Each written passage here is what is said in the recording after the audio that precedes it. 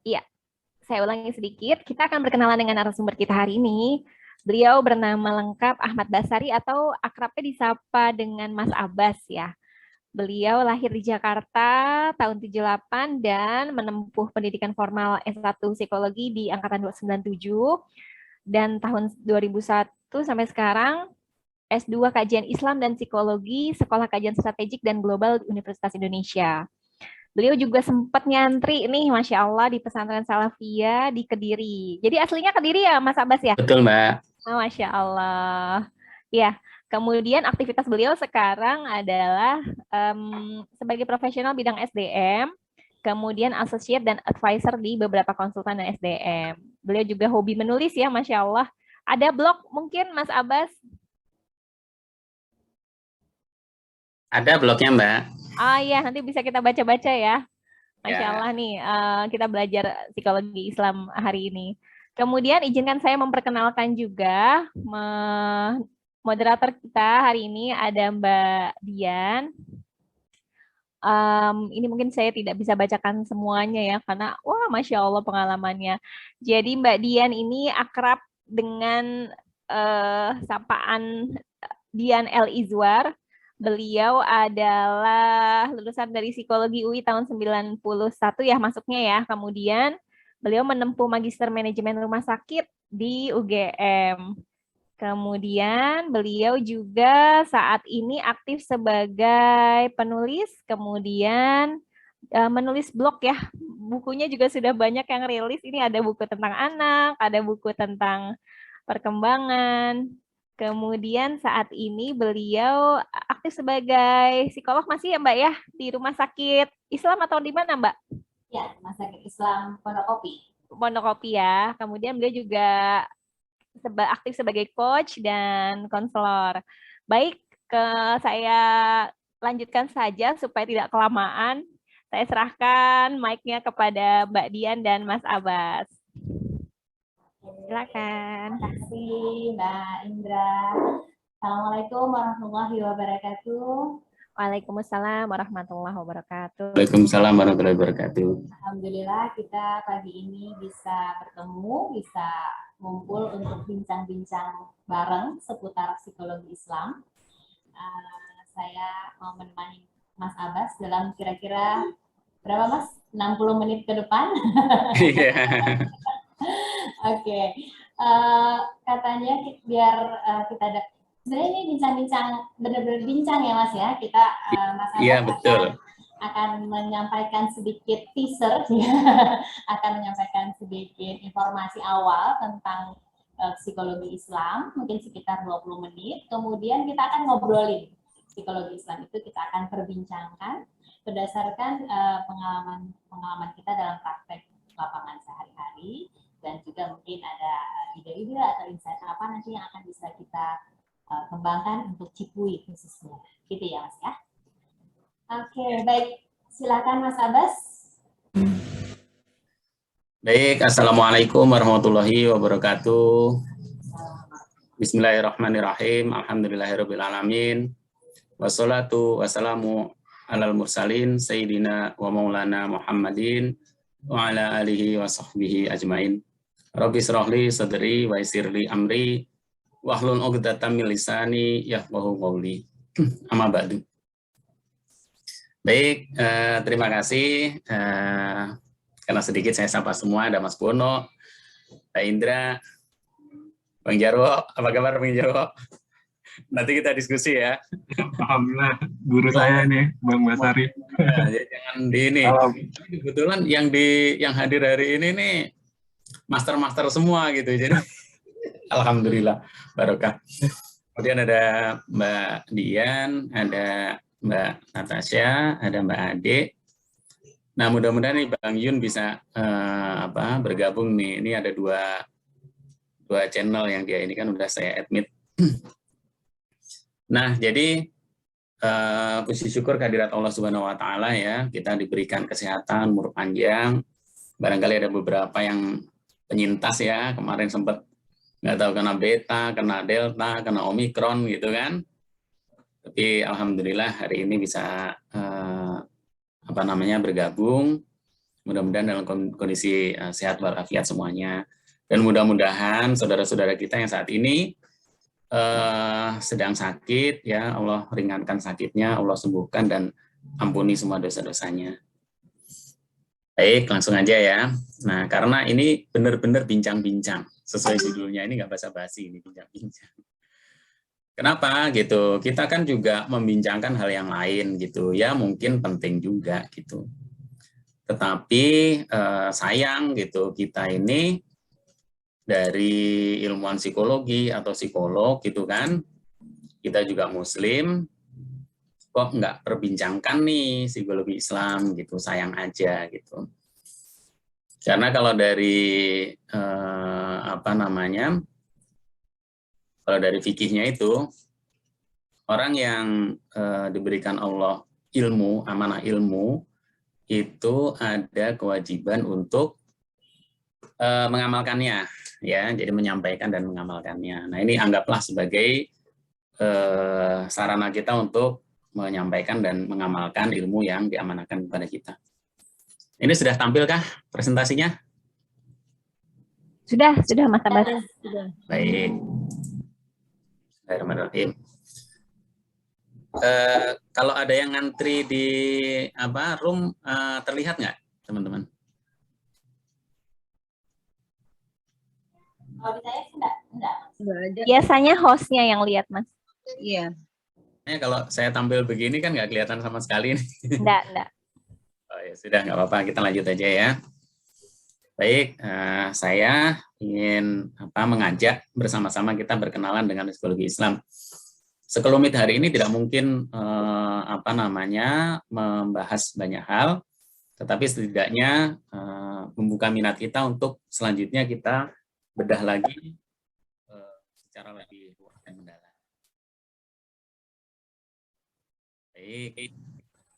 Nah, ada beberapa subtema ya yang ingin saya sampaikan untuk lebih sistematis saja. Yang pertama adalah catatan sejarah perkembangan Islam dari awal ya. Barangkali ini agak berbeda dengan yang ada di buku-buku saya gitu ya. Kemudian yang kedua, ragam psikologi Islam. Jadi sementara orang menganggap psikologi Islam itu suatu aliran gitu, padahal bagi para penggiat psikologi Islam, di dalam psikologi Islam sendiri ada beberapa aliran gitu. Iya, Pak. Kemudian yang berikutnya, kita juga akan berkenalan dengan metodologi dalam psikologi Islam. Nah, nanti kita akan lihat kekhasan atau perbedaannya itu apa sih gitu. Kemudian yang terakhir itu, ini diskusi terbuka ya, ini juga sekaligus challenge untuk ke depan ya, psikologi Islam saat ini ya, peran dan tantangannya ke depan. Baik, nah sebetulnya itu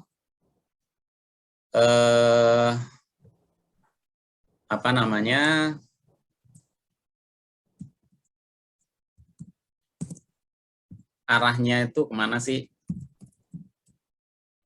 Jadi kalau saya itu punya harapan ya, mudah-mudahan Allah kabulkan. Awalnya itu adalah kita bagaimana menarik ya ilmuwan psikologi atau psikolog itu untuk minimal menyimak lah ya, atau berminat gitu untuk membahas ya, atau berdiskusi atau ya menyimak lah setidaknya psikologi Islam. Nah, setelah itu harapannya adalah sama-sama nih kita menjadi pembelajar gitu ya. Kita kan sudah belajar tuh psikologi ya, barat gitu ya. Nah, sayang kan kita muslim kok nggak belajar psikologi Islam gitu. Nah, setelah itu harapannya menjadi penggiat gitu. Jadi bisa menyebarluaskan psikologi Islam ini ke khalayak, khususnya umat Islam.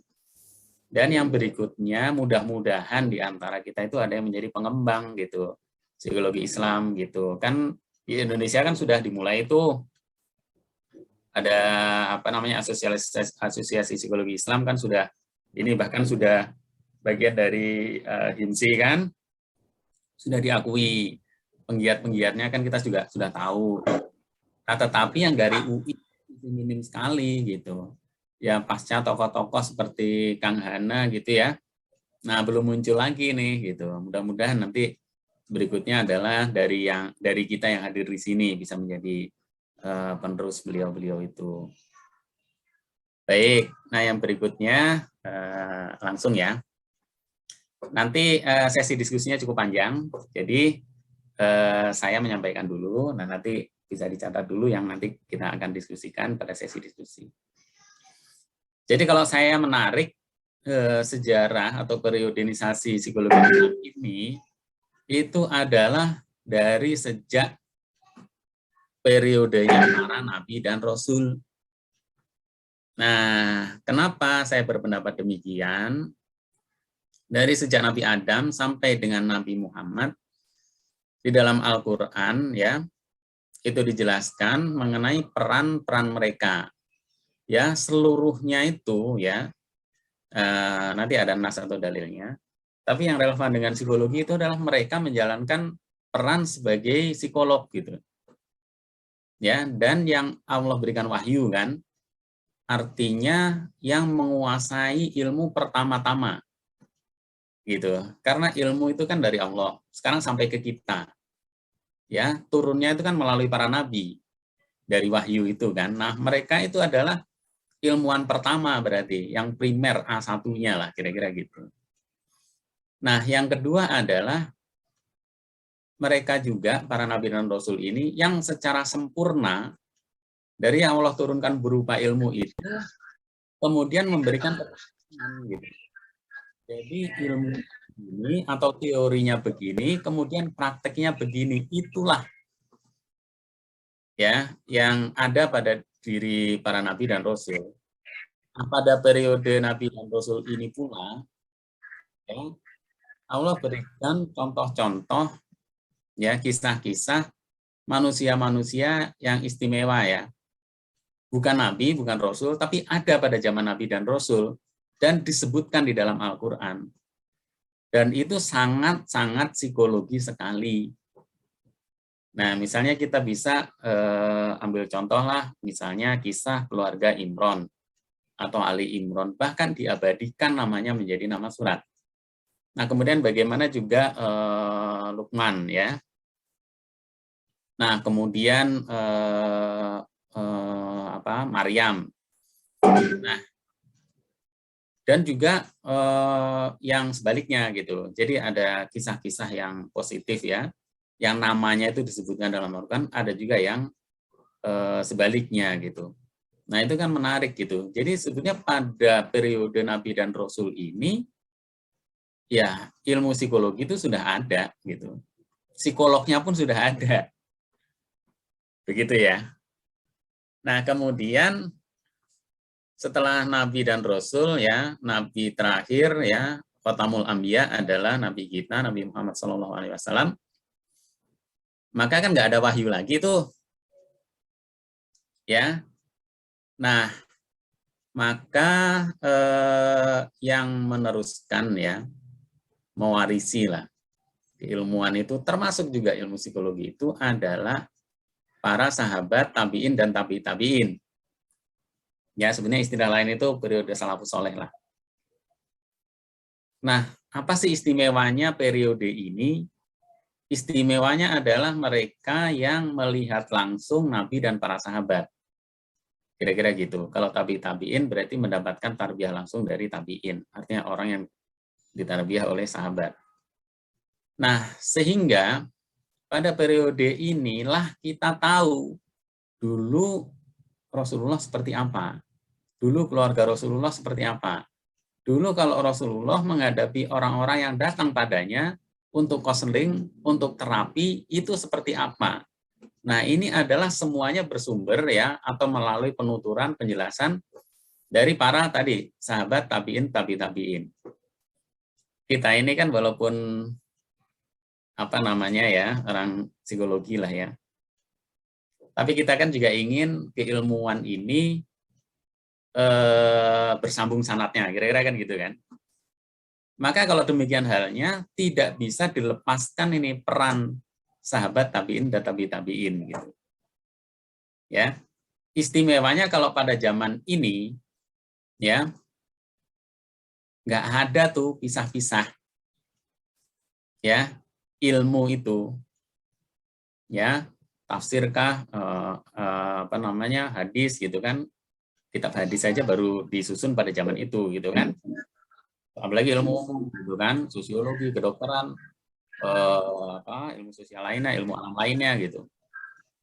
Nah, istimewanya ulama-ulama pada zaman ini, mereka ilmuwan juga, ulama juga gitu. Jadi ilmu itu menjadi satu kesatuan, otomatis itu lebih mudah gitu memahaminya, karena nggak lepas gitu. Jadi antara nas, kemudian akli, kemudian implementasinya, ya, atau praktisnya ada pada diri mereka gitu.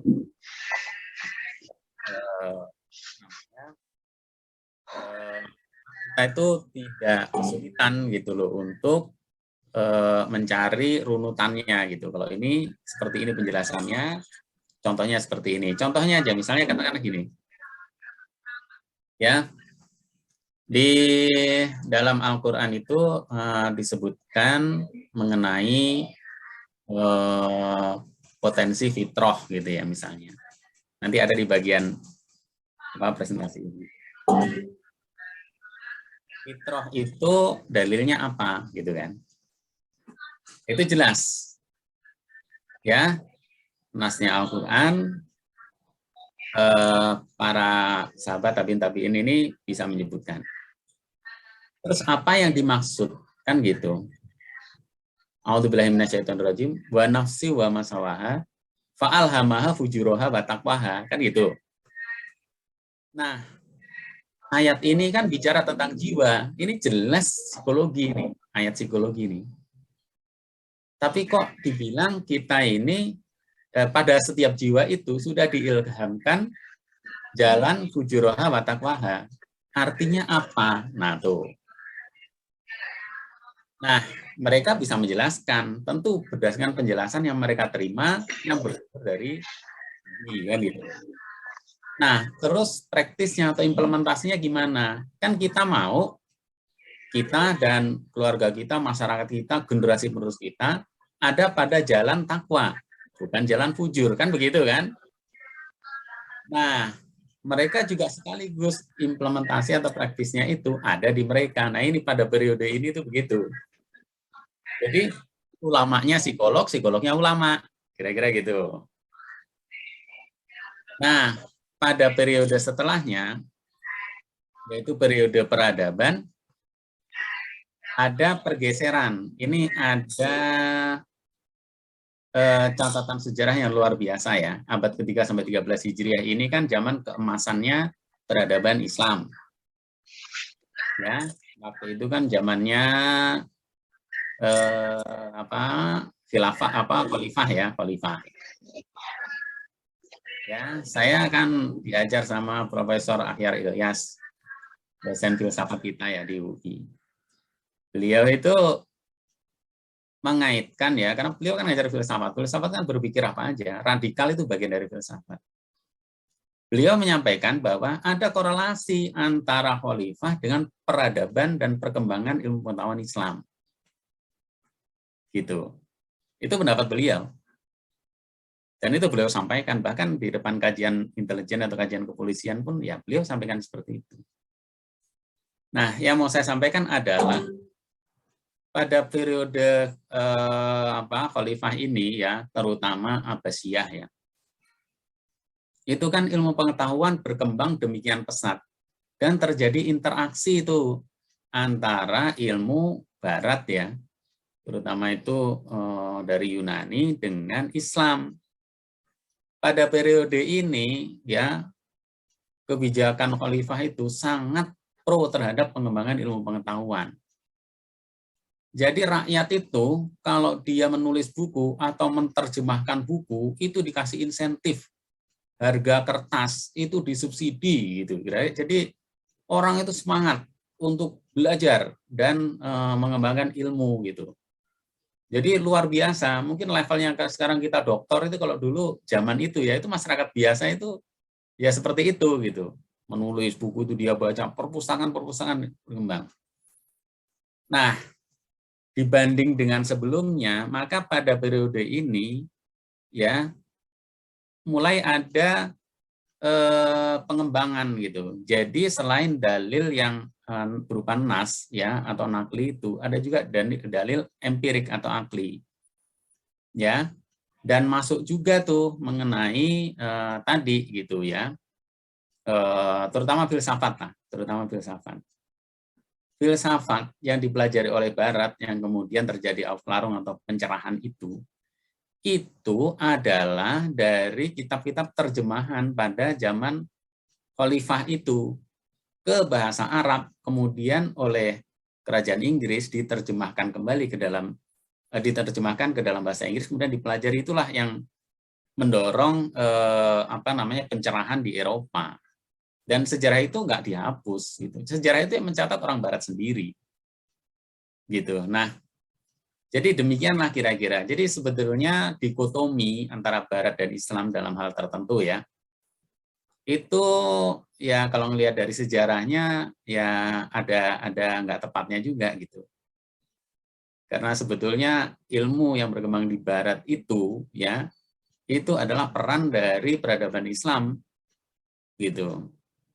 Nah, menarik ini nanti pada periode akhir ya, abad kira-kira 10, 11, 12 lah kira-kira gitu. Itu mulai terjadi titik balik ya, di mana ada kecenderungan ya, antitesis terhadap kebebasan berpikir. Ya, salah satunya kan dimotori oleh Mu'tazilah tuh. Ya, karena dianggap melencengnya jadi melenceng jauh gitu. Terutama dalam hal akidah. Nah, mulailah muncul ya tokoh-tokoh ya seperti Ibnu Taimiyah gitu, kemudian juga Al-Ghazali gitu. Ya, yang bereaksi atau merespon dari perkembangan ilmuwan saat itulah. Ya, nah nanti saya ada kutipannya di setelah slide ini. Menarik ini periode 3 sampai 13 itu mungkin Mas Jarwo juga nanti Ya, nanti saya nanya Mas Bas. Ya. Silahkan kalau mau dikomentarin atau dibantah nanti ya ada waktunya ya. Pemerhati juga. Nah, kemudian saya lanjut ya ke periode pasca peradaban. Nah, ini menyedihkan lah. Saya bilang periode menyedihkan. Kenapa begitu gitu? Jadi titik baliknya luar biasa ekstrim gitu ya. Sesuatu yang sudah membawa kemajuan peradaban yang kemudian sebelumnya itu dipegang oleh umat Islam gitu ya. Kemudian ditinggalkan bahkan dibuang gitu. Yang kemudian dikembangkan oleh Barat. Jadi ilmu pengetahuan itu kayak ini ya, jelek banget lah gitu. Ya, filsafat haram gitu kan. Bahkan sekarang pun masih ada psikologi haram gitu kan. Apa-apa haram gitu. Belajarnya apa? Ya udah syariah itu aja, udah hadis itu. Kira-kira begitu. Nah, itu semakin menjauhkan umat Islam dari ilmu pengetahuan, termasuk psikologi. Pada periode ini juga lah psikologi Barat itu berkembang gitu. Dan kemudian sebagai suatu realitas, ini pendapat saya, tapi juga sebetulnya saya kutip juga dari banyak ilmuwan Muslim. Ya, hukum Allah itu, ya salah satunya itu adalah realitas. Sesuatu kalau sudah realitas itu itulah hukum Allah gitu. Bahwa nggak mungkin kan, ya kita tidak mempelajari bahwa air kalau direbus itu panas. Gitu loh. Sampai 100 derajat akan mendidih. Di atas itu kemudian menguap. Didinginkan, mencair. Didinginkan lagi, membeku. Dipanaskan lagi, mencair. Kan begitu. Ya kita cari dalilnya dimanapun nggak ketemu. Gitu. Realitas seperti itu. Dan itulah yang kita pelajari kan. Gitu. Itu alam ya kebetulan. Sosial pun juga sebenarnya sama. Sekarang apa dengan kondisi seperti itu ya, belajar tentang ilmu air itu menjadi karena tidak ada dalilnya haram juga gitu. Jadi memang ini menarik gitu loh. Dan apakah kita mempelajari sifat air itu bukan ilmu agama juga gitu, bukan ilmu Allah juga gitu. Ini periode benar-benar menyedihkan lah gitu. Sehingga umat Islam itu jauh ketinggalan dan nyatanya kan nggak bisa menghindar dari realitas kan. Jadinya apa? Mengekor umat Islam, ya kan? Belajar di negara barat, belajar ilmunya barat ya dengan apa segala ininya lah ya, dengan segala ketidaknetralannya lah gitu, kira-kira kan gitu ya, ngomongin umat Islam, ngomongin fenomena sholat, tapi ngomongin orang kafir kan gitu. Orientalis itu hafal Quran, ngomongin tafsir gitu kan, kita belajar lagi kepada mereka gitu kan. Nah itu pokoknya benar-benar periode yang menyedihkan kalau menurut saya, dan saya juga sebetulnya bukan sendirian gitu. Nah, kemudian ada era kontemporer. Nah, ini ditandai dengan munculnya kesadaran kembali untuk, wah ini kita selama ini di mana-mana belajar ilmu apa aja kok barat, mana Islamnya kan gitu kan. Nah, mulai kesadaran untuk kembali kepada Islam. Ya, salah satunya itu dengan integrasi ilmu pengetahuan dan Islam, termasuk juga di psikologi gitu. Salah satu tokoh ya yang dari Indonesia kemudian kan pindah ke Malaysia ya, Syed Nasr ya, Alatas ya, itu bukunya bagus sekali ya, konsep pemikirannya juga bagus sekali gitu. Diawali dengan keprihatinannya gitu, umat Islam ini kok ketinggalan jauh, kok mengekor ke barat, loh ajaran Islam sendiri itu adalah sumber dari ilmu pengetahuan gitu. Dia termasuk pelopor gitu kan. Dalam psikologi ya diantaranya ya Profesor Malik Badri gitu kan. Itu jelas pemikirannya itu ke sana gitu. Jadi tidak membuang barat secara membabi buta gitu. Tapi memunculkan kesadaran bahwa ayo ilmu Islam ini kita kembalikan gitu kan, kita kembangkan gitu. Nah, termasuk psikologi. Nah, sebetulnya ada catatan-catatan inilah ya. Ini di bawahnya ini sebetulnya yang tadi saya sebutkan.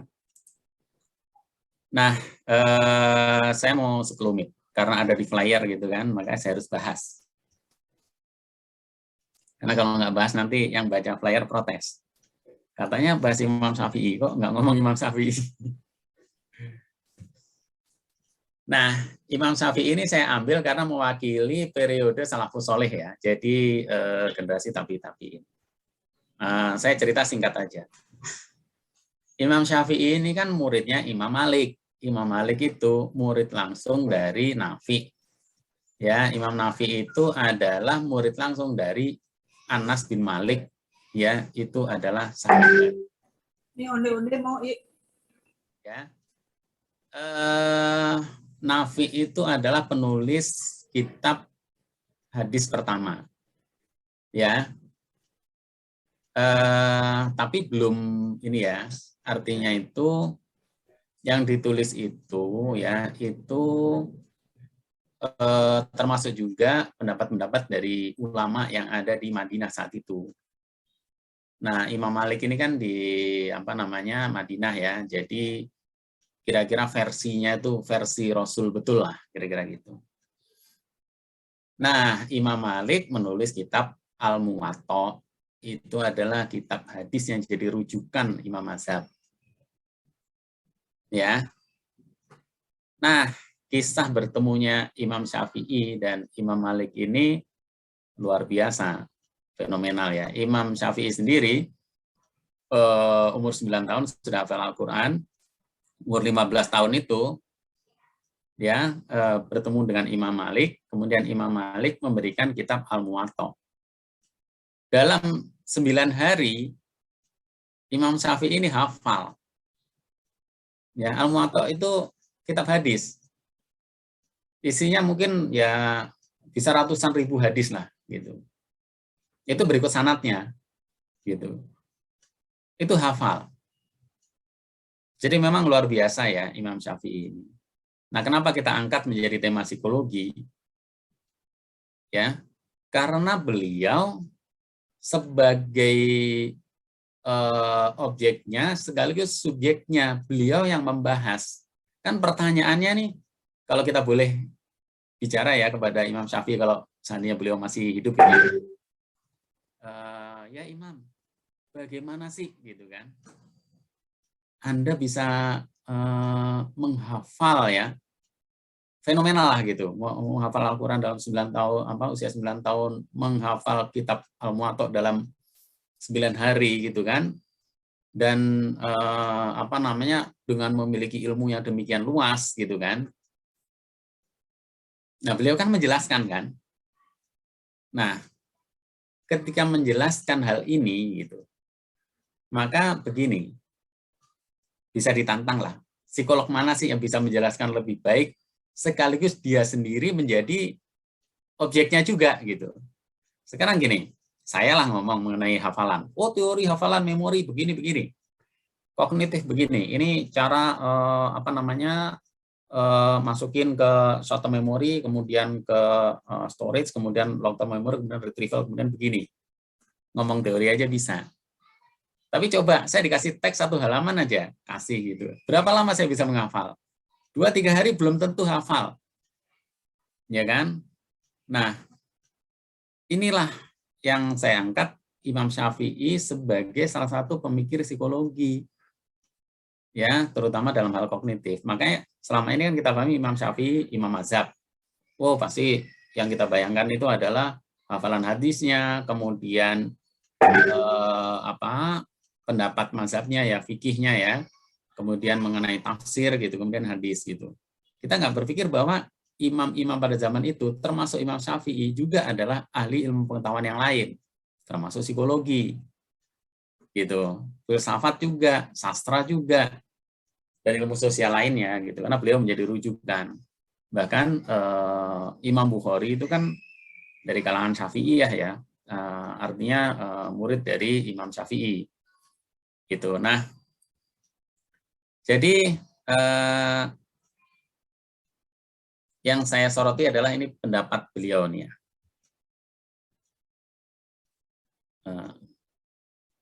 Jadi beliau berpendapat mengenai memori dan hafalan. Ya, Barat sebagian berpendapat bahwa hafalan itu berpikir tingkat rendah. Ya, coba misalnya kita belajar taksonomi Bloom gitu kan, ya menghafal itu rendah. Nah itu berbeda. Ya, Imam Syafi'i itu menganggap hafalan itu penting, ya itu termasuk berpikir yang tingkat tinggi. Ya, menurut beliau menghafal itu harus disertai pemahaman. Ya. Jadi pemahaman ini yang harusnya itu dipegang. Tapi pintu masuk untuk bisa memahami ini adalah menghafal. Nah, kita bisa bayangkan lah. Imam Syafi'i misalnya menghukumi satu hal, ya, itu menggunakan rujukan begitu banyak hadis. Katakanlah misalnya hadisnya 10 aja.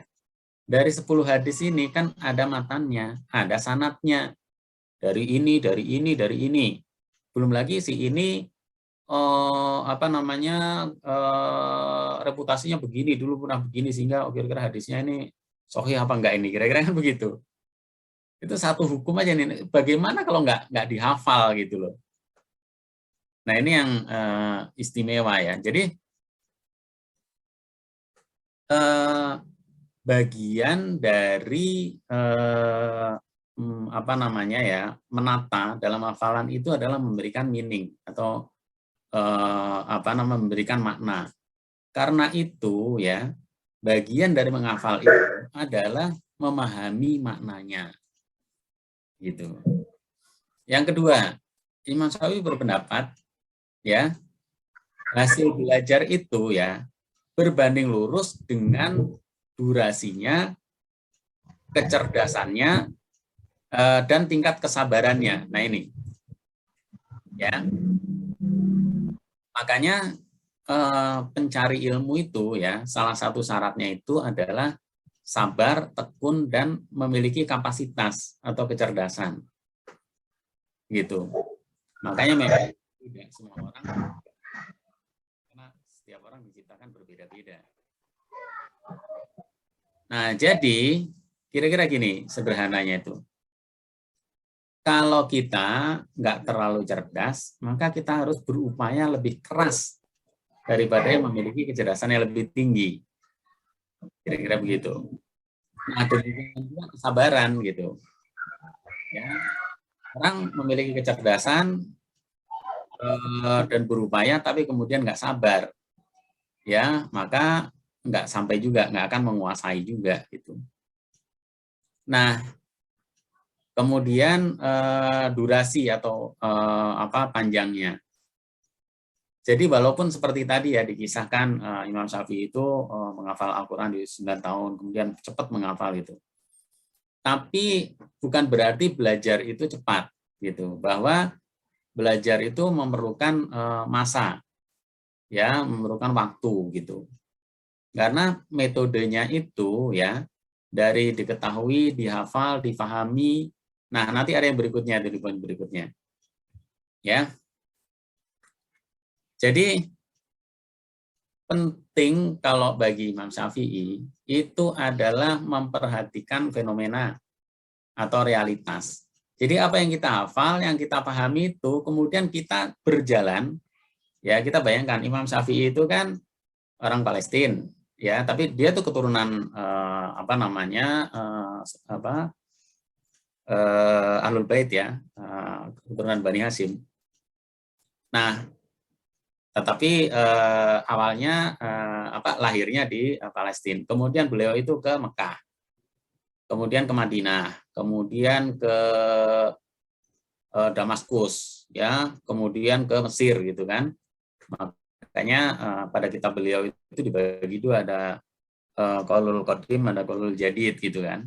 Nah, selain untuk mencari sumber-sumber pengetahuan dan riwayat, ini juga merupakan sarana untuk ini yang kita pelajari, kita hafal, kita pahami, inilah yang terjadi di lapangan. Nah, kira-kira gitu. Nah, kemudian yang berikutnya ya mengenai catatan. Ya. Imam Syafi'i menyampaikan pentingnya membuat catatan. Cuman berbedanya dengan yang terjadi sekarang yang kurikulum Indonesia inilah ya. Datang diterangkan sambil catat gitu kan. Kita kuliah aja gitu. Dosennya terangin, kita nyatet gitu. Ngerti nggak ngerti catat gitu kan. Nah, kalau menurut Imam Syafi'i, yang kita pahami itulah yang dicatat. Gitu. Bagaimana kalau belum paham? Ya belajar lagi sampai paham lagi baru kemudian dicatat. Karena catatan itu adalah ibarat unta, yang pengetahuan kita unta, supaya untanya nggak lari, maka diikat dengan catatan itu, gitu. Nah, jadi nggak bakalan itu catatan Imam Syafi'i itu menjadi catatan kosong, gitu. Makanya karya-karya ulama zaman itu kan fenomenal dan luar biasa. Itu kitab Al-Um itu kalau yang versi aslinya aja itu berapa juz. Ya, belum lagi Fathul Bari. Yang ya setebal-tebal Quran ini mungkin ada 8. Nah, belum kalau diterjemahkan gitu ya. Itu tuh bisa dijamin lah bahwa beliau yang ditulis itu yang beliau pahami gitu. Itu bisa diuji. Nah, itu yang luar biasa kan. Nah, jadi Imam Syafi'i juga mengemukakan mengenai metode-metode pembelajaran gitu. Ya, ini yang menarik ini. Ada mengenai rihlah tadi yang saya sebutkan itu. Kemudian ada, ini dialog interaktif. Jadi dialektika itu bukan barat loh kalau menurut saya ya. Imam Syafi'i aja sudah menekankan itu. Ada kisah yang lucu itu kan mengenai takdir itu kan, yang Imam Syafi'i sama Imam Malik gitu kan. Dua-duanya berdebat. Kalau Imam Malik berpendapat takdir itu sudah ditentukan. Jadi saya itu cukup menjalani saja, nanti rezeki akan datang. Imam Syafi'i bilang enggak. Kita harus berusaha. gitu ya, sudah kita buktikan. Nanti kita jam sekian ketemu, kan gitu, kira-kira gitu kisahnya itu.